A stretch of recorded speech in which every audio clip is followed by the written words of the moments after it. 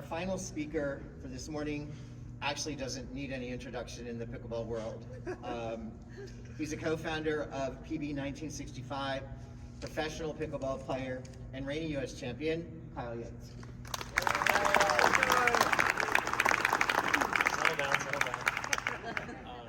As you mentioned, my name is Kyle Yates. I was fortunate enough to win the U.S. Open pickleball back in 2016, and the next 3 years after that.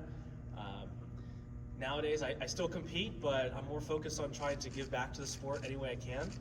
And with that, I've been able to work with Jim Ludwig, and I've seen what he's been able to accomplish in the sport. So it's been a lot of fun working with you, and we got a lot more work to do.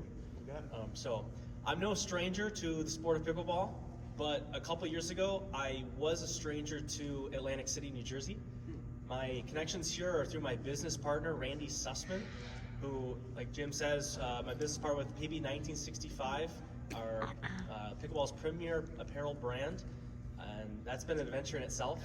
But Randy's parents actually live over in Ventnor, and I remember a couple years ago Randy telling me how much pickleball there was up in this area. And I'm from South Florida, the pickleball capital of the world, so I know what a lot of pickleball looks like. And so I was, like I said, skeptical at first, and once I got up here and did a couple camps teaching some locals, I was absolutely blown away by the passion and support from the pickleball community up here. Sometimes, I go to a new community and some people are a little hesitant to let someone into their city, but just the amount of support we received was really exciting for me, and I've been back several times since then. And what Atlantic City actually reminded me of was Naples back in 2014, 2015, back in the day. Meaning there was a lot of pickleball, but I hadn't really seen a lot of big events, and I knew there was a lot of potential. And so that's kind of the word that I think of when I think of Atlantic City pickleball is potential. And Naples wasn't always the pickleball capital of the world. There was a time where there wasn't any large events there, but you have Jim Ludwig, who Randy says if there's a Mount Rushmore pickleball, Jim would be the first face on there. Naples became the pickleball capital of the world because Jim went down there and got the pickleball rolling, so to speak. And he started the event, and this actually reminds me of speaking with the tourism board and the city council back in the day, so I'm getting a little deja vu here.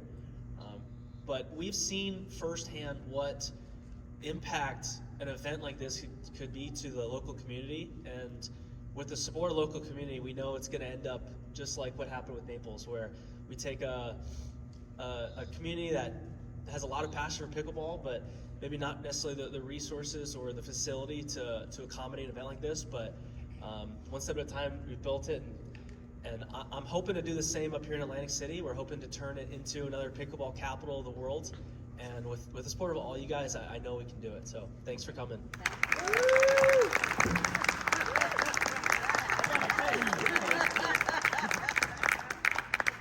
Thanks, Kyle. At this time, I'd open the floor up to any questions from the media or anyone for. People who don't know very much about pickleball or say, it's a mix in between tennis and ping pong. Can you share with us a little bit about what drew you to the sport and what you love so much about it? That's an accurate description. A little bit of tennis, a little bit of ping pong. From my personal experience, I grew up playing tennis. My uncle introduced me to pickleball when I was in high school. I thought it was kind of silly at first, but I had so much fun playing. I didn't care that some of the other people on the court were 40, 50 years older than me. I just had fun. I think anyone who actually, when I was 15, I was on the court with a guy who was over 80, and we had a blast. But it's one of those sports where you can, if you know how to play, you can play with anybody. And it takes a little bit of hand-eye coordination, a little bit of court awareness, but I've only seen just a couple people in my entire career not be able to play and have fun. So if you can't have fun playing pickleball, I don't know what else you could have fun doing. I hear you.